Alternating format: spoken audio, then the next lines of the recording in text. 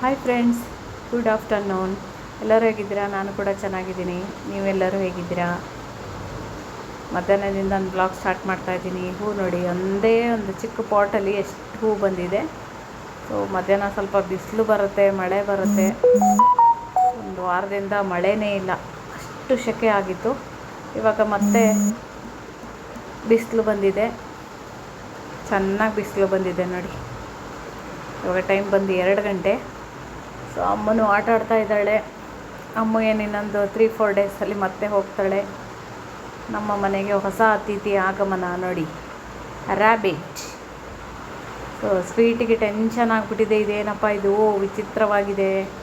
ನನ್ನ ಸ್ವೀಟಿ ಯಾವತ್ತೂ ನೋಡಿಲ್ಲ ಅದನ್ನು ನೋಡಿ. ಸ್ವೀಟಿ ಹತ್ತಿರ ಕೂಡ ಬರ್ತಾಯಿಲ್ಲ, ಅವ್ರ ಪಪ್ಪನ ಹತ್ರ ಹೋಗ್ತಾಯಿಲ್ಲ. ಪಪ್ಪಕ್ಕೆ ತಲೆ ಕೆಟ್ಟೋಯ್ತು. ಅಯ್ಯೋ ಏನಪ್ಪ ಮಾಡಿದೆ ನಾನು. ಅದು ಅವ್ರ ಆಫೀಸಲ್ಲಿತ್ತು. ಸೊ ಅವ್ರ ಆಫೀಸಲ್ಲಿ ಬೇಡ, ಅವ್ರ ಆಫೀಸು ಅಂದರೆ ಅವ್ರದ್ದು ಬಾಸ್ ಎಲ್ಲ ಬೇರೆ ಕಡೆ ಶಿಫ್ಟ್ ಆದ್ರಲ್ವ. ಸೊ ಅದನ್ನೆಲ್ಲ ಎಲ್ಲರಿಗೂ ಏನೇನೋ ಥಿಂಗ್ಸ್ಗಳಿತ್ತು ಎಲ್ಲ ಕೊಟ್ಟಾಕ್ತಿದ್ರು. ಪಾಪ ರ್ಯಾಬಿಟ್ನ ಯಾರು ತಗೊಂಡೋಗ್ತಾ ಇಲ್ಲ. ಏನು ಮಾಡೋದು ಅಂತ ನಮ್ಮ ಮನೆಯವರೇ ತೊಗೊಂಡು ಬಂದರು. ಅದನ್ನು ಚೆನ್ನಾಗಿದೆ, ವೈಟಿಗಿದೆ. ನೋಡೋಣ, ಇರೋ ದಿವಸ ಸಾಕೋಣ. ಬೇರೆ ಯಾರಿಗಾರು ಕೊಡೋದಿದ್ದರೆ ಕೊಟ್ಟಾಕ್ತೀವಿ, ಇಲ್ಲಾಂದರೆ ಇದ್ರೆ ಏನು ಮಾಡೋಕ್ಕಾಗುತ್ತಲ್ವ. ಅದಕ್ಕೊಂದು ಸ್ವಲ್ಪ ತರಕಾರಿ ಎಲ್ಲ ಬೇಕಾಗುತ್ತೆ. ನಮ್ಮ ಸ್ವೀಟಿ ಮಾತ್ರ ಭಯ ಬಿದ್ದುಬಿಟ್ಟಿದ್ದಾಳೆ. ಅದ್ರ ಹತ್ರ ಹೋಗ್ತಾ ಇಲ್ಲ, ಒಳಗಡೆ ಬರ್ತಾ ಇಲ್ಲ. ತುಂಬ ಟೆನ್ಷನ್ ಆಗಿಬಿಟ್ಟಿದ್ದಾಳೆ ನಮ್ಮ ಸ್ವೀಟಿ, ಗಾಬರಿ ಆಗಿಬಿಟ್ಟಿದ್ದಾಳೆ. ಸೊ ಕಿರಣ ಕೂಡ ಅವನು ವರ್ಕ್ ಮಾಡ್ತಾ ಇದ್ದಾನೆ. ಅವನು ಆಫೀಸ್ ಇತ್ತು ಇವತ್ತು, ಮನೆಗೆ ಬಂದು ಸ್ವಲ್ಪ ಏನೋ ವರ್ಕ್ ಇತ್ತು ಮಾಡ್ತಾ ಇದ್ದಾನೆ. ಸ್ವೀಟಿಗೆ ಟೆನ್ಷನ್ನು, ಏನು ಮಾಡಬೇಕಂತ ಗೊತ್ತಾಗ್ತಾ ಇಲ್ಲ ಸ್ವೀಟಿಗೆ.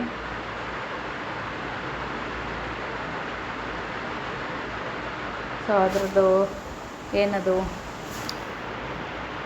ಬುಟ್ಟಿ ಥರ ಇರುತ್ತಲ್ವ, ಅದನ್ನೆಲ್ಲ ಸ್ವಲ್ಪ ಗಲೀಜಾಗಿತ್ತು, ಎಲ್ಲ ಕ್ಲೀನ್ ಮಾಡಿ ಅಕ್ಷಯಲ್ಲಿ ಇಟ್ಟಿದ್ದಾನೆ.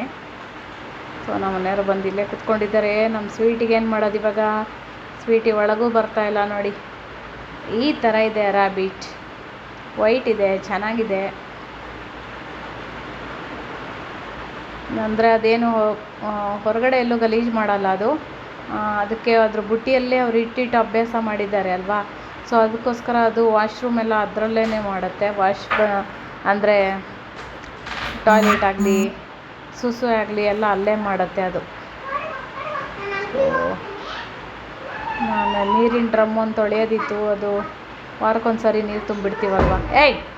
ಸೊ ಆ ನೀರಿನ ಡ್ರಮ್ಮು ಒಂದು ವಾರ ಆಗಿತ್ತು, ತೊಳಿಲಿಲ್ಲ. ನಮಗೇನಕ್ಕಾರ ಎಮರ್ಜೆನ್ಸಿಗೆ ನೀರು ಬೇಕಾಗುತ್ತಲ್ವ. ಸೊ ಅದಕ್ಕೋಸ್ಕರ ಅದರಲ್ಲಿ ತುಂಬಿಡ್ತಾ ಇದ್ವಿ ನಾವು. ನನಗೆ ಅದು ವಾರಕ್ಕೊಂದು ಸರಿ ಕ್ಲೀನ್ ಆಗಿಬಿಡ್ಬೇಕು, ನೀಟಾಗಿರಬೇಕು ಡ್ರಮ್ಮು. ಸೊ ನೀರಿಂದು ಸ್ವೀಟಿ ಕೆಳಗಡೆ ಇಳಿಬೇಡ ಅಂತ ಅಲ್ಲಿ ಕೂರಿಸಿದ್ರು ಅಲ್ಲಿ ಮತ್ತೆಲ್ಲ ನೀರಲ್ಲಿ ಇಳಿದು ಹೋಗ್ತಾಳೆ. ಅವಳು ಕಾಲೆಲ್ಲ ಗಲೀಜಾಗುತ್ತೆ. ಯಾಕಂದರೆ ಅವಳು ನಮ್ಮ ಬೆಡ್ ಮೇಲೆಲ್ಲ ಮಲ್ಕೊತಾಳಲ್ವ. ಸೊ ಇದು ಅಕ್ಷಯ್ ಬಿಟ್ಟು ಈ ಕಡೆ ಎಲ್ಲೂ ಬರ್ತಾಯಿಲ್ಲ. ಅಕ್ಷಯ್ ಜೊತೆಲೇ ಕುತ್ಕೊಂಡಿದ್ದಾನೆ ಹುಡುಗ. ಅದು ಅಕ್ಷಯ್ ಜೊತೆಲೇ ಕುತ್ಕೊಂಡಿದೆ. ಅದಕ್ಕೂ ಟೆನ್ಷನ್ ಆಗಿದೆ, ನಾನು ಎಲ್ಲಿ ಬಂದುಬಿಟ್ಟೆ ಇಲ್ಲಿ ಅಂತ ಹೇಳಿ. ಅಕ್ಷಯ್ ಆ ಮನೆ ಒಳಗೆ ಇಡೋಕ್ಕೆ ಬಿಡ್ತಾಯಿಲ್ಲ. ಹೊರಗಡೆ ಬಿಡಿ, ಇಷ್ಟು ವರ್ಷ ಪಾಪ ಅದು ಅಲ್ಲಿ ಬುಟ್ಟಿಯಲ್ಲೇ ಕುತ್ಕೊಂಡಿತ್ತು, ಇವಾಗ ಹೊರಗಡೆ ಬಿಡಿ ಅಂತ. ಸೊ ನಮ್ಮ ಮನೆಯವ್ರು ತರಕಾರಿ ಎಲ್ಲ ತೊಗೊಂಡು ಬಂದಿದ್ದರು, ಅದನ್ನು ಅಲ್ಲೇ ಇಟ್ಟಿದ್ದೆ ಒಳಗಡೆ. ಇವಾಗ ನೀಟ್ ಮಾಡಿ ಎಲ್ಲ ಹಾಕಬೇಕು. ಎಲ್ಲ ತರಕಾರಿ, ನುಗ್ಗೆಕಾಯಿ, ಐಸ್ ಕ್ರೀಮ್ ಕೂಡ ತಂದಿದ್ದಾರೆ, ಈರುಳ್ಳಿ, ಏನದು ಎಲೆಕೋಸು, ಕ್ಯಾಪ್ಸಿಕಮ್ಮು, ಫ್ಲವರ್, ಹೂಕೋಸು, ಆಮೇಲೆ ಈರುಳ್ಳಿ, ಬೆಳ್ಳುಳ್ಳಿ, ಎಲ್ಲ ತರಕಾರಿ.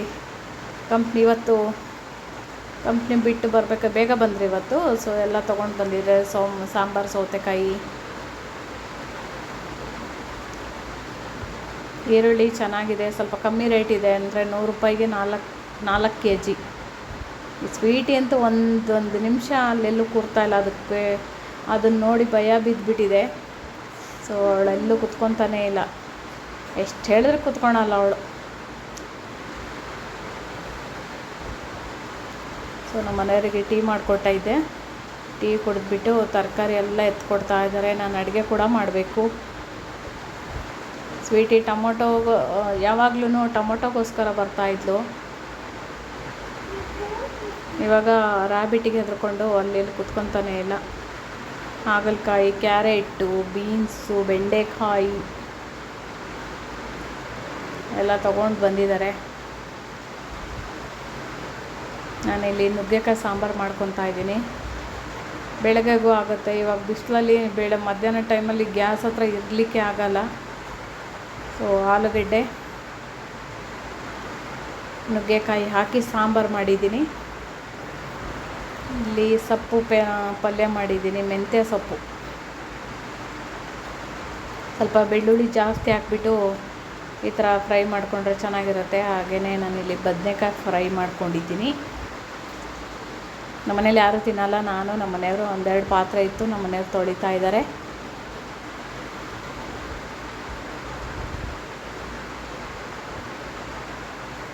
ನಮ್ಮ ಅಮ್ಮಗೆ ನೇಲ್ ಪಾಲಿಶ್ ಹಚ್ಚಿದ್ದೀನಿ. ನಿನ್ನೆಯಿಂದ ಹಿಡ್ಕೊಂಡಿದ್ಲು ಮಮ್ಮಿ ನೇಲ್ ಪಾಲಿಶ್ ಹಚ್ಚು ಅಂತ. ಸೊ ಸ್ವೀಟಿಗೆ ಊಟ ಮಾಡಿ ಮಲ್ಕೊಂಡಿದ್ದಾಳೆ.